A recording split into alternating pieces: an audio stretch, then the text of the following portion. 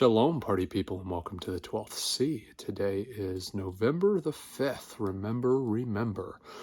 2022, day 35 of 75 hard for me. Had a wonderful Shabbat with my family. Ran 3 miles in 24 minutes, give or take, with a brother, and had a good time with it. Walked, stretched. Photo gallon weighed 201.2 pounds, and then Psalm 91 through 100. Continued reading in Jordan Peterson's 12 Rules for Life. And then,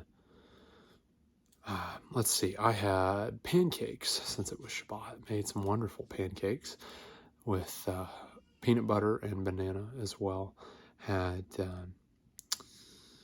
what did I have? I had chicken pasta with peas, a turkey and cheese sandwich, a banana, sugar-free chips, and then, that for lunch. And then I had Philly cheesesteak pizza with peppers and spinach, and some more sugar-free chips. So all in all, today's been decent. I probably had a little bit too much food. Spent some time helping out a brother with a home project, and then we just played with our kids. It was good. But I always love Shabbat. Shabbat's wonderful. Be praying for the people in Southeast Oklahoma, Northwest Texas, or Northeast Texas, Southwest Arkansas, with the tornadoes that just went through last night.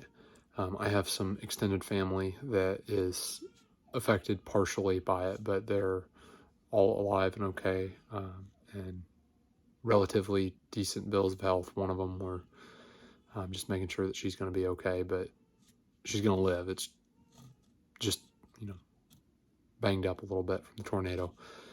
Had a relative who was in a vehicle, and that vehicle got thrown over a house, and walked away just banged up a little bit. So the father has just got his hand on them, and everybody's good. All in all, just be praying for them. I know that there's a lot of relief workers that are going through there. Grindstone Ministries is going through. I sincerely encourage you guys checking them out. They're very, very fast with their response time, and I would love to help them out at some point in the foreseeable future. Right now, with the youngins, just finances and prayer is all I can do at this time. But it's something that I would really love to go help them out in the future, especially since they're in an area that is not far from some extended family that I have. So that one hits a little bit closer to home. All in all, just kind of chewing a little bit more on the 12 Rules for Life by Jordan Peterson. Kind of got into the don't have bad friends, seek out friends that want truly what is best for you. And then when you're don't let your children do anything that makes you dislike them. There's another one that's slipping my mind right now. My brain's kind of gone to mashed potatoes because I'm tired and just on this upswing from whatever, all this nasally congestion that's not COVID. But so I was listening to a really good response to Jordan Peterson's comments about not letting your kids do anything that makes you dislike them, because he goes in like, hey, if a toddler's angry, you need to send them to their room, let them calm down, and when they're ready to act like a civilized human being again, then you welcome them back with open arms. And that sounds like, good advice, and I think there's definitely a place for that. But this rebuttal that I listened to that was by somebody else was talking about how you actually need to teach your kids how to process anger in a healthy way and not just banish them because they're acting a way that you don't approve of. And obviously, if them throwing a tantrum is causing you to stress to such a point that it is not going to be a good outcome, everybody needs to go calm down and have cooler heads. But there is definitely a time and a place for teaching your child, hey, anger is an emotion. It's what you do with that emotion that matters. And if you process your anger in a very healthy way, you let it out, tell people, hey, this is what's going wrong, and this is what needs to be addressed, because they're angry for a reason. Now, that reason may be dumb, or that reason may be very legit. And this rebuttal person gave a very, very good circumstance. If someone's up in your face, you have every right to be angry if they're there uninvited. And you should be angry if that's the case. Now, how you process that anger, it's obviously not a good idea to go start something that doesn't need to be started. It's saying, hey, back off. And if they don't back off, that's when, things may go certain ways, and it's how you process the anger that matters. So that rebuttal that I had heard to Jordan Peterson's 12 Rules of Life really sat well, and it gave me a lot to chew on. The other part of, having friends that want the best for you, Jordan Peterson really points out that, hey, what about those friends that we have that are, bad friendships, that it's the person is only dragging us down and is only causing us heartache and grief? That's something that is not healthy for us. And would we tolerate a friendship like that for somebody close to us who we love? It's like, hey, this person's a bad friend, a bad influence, and they're only dragging you down, or they're, taking from you in some way, whether that's your peace or whether that's financially or whether that's your possessions, or you wouldn't tolerate someone close to you that you love having a bad friend. So why in the world do we tolerate bad friends for ourselves?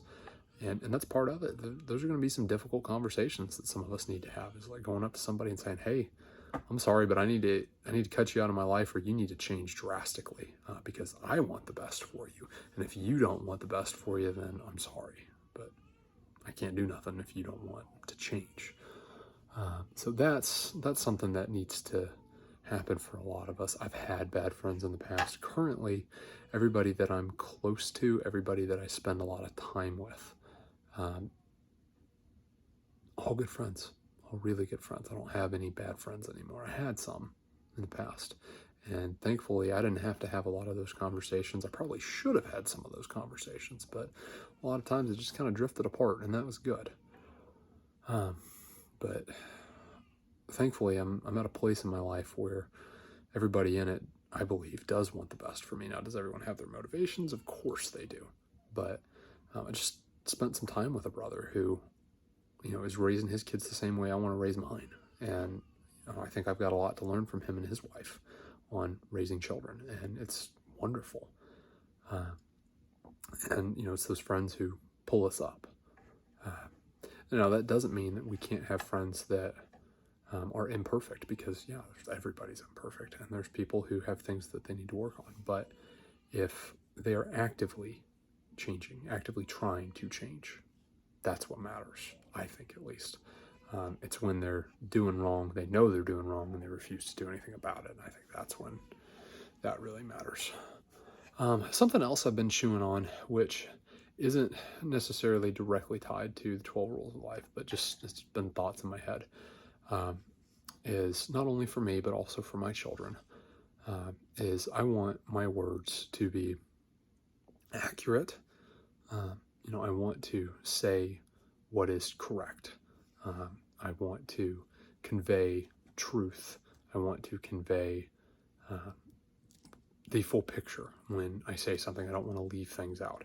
I want my words to be honest, and not only the accuracy side of the honesty, but in the fact of, hey, I'm communicating to you what needs to be said. And maybe there needs to be an allegory in how that's communicated to you. Maybe we need to communicate that in a different way, and we start the conversation and it shifts gears. Maybe it's a direct and says, hey, this is what's going on. but it's also the edifying side of the honesty, saying, hey, this is really, really good. This is something that you are doing well, and I want to be honest with you and tell you what I have seen. So it goes both ways on the honesty and accuracy side of things.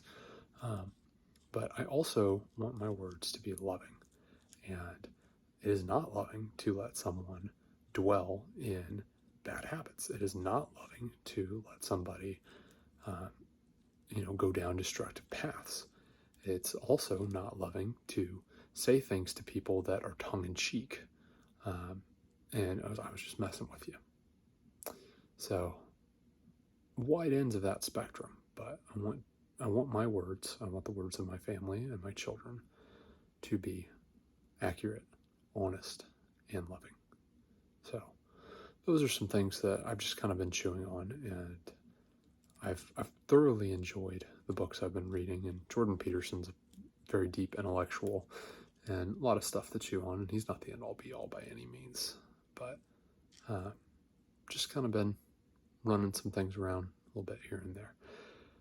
That being said, tomorrow got a whole bunch of stuff to do. Gonna cite in some tools, so that way I can, myself and some people that I love, possibly put some meat on our table in the next coming few days. Won't show any of those tools, but that doesn't mean that I may not show some of the process. So be on the lookout for some other fun things that are going on. Reminder, continued prayers for people who have been affected by these recent tornadoes. Thanks so much for everybody's encouragement, and I am rambling, so go do hard things.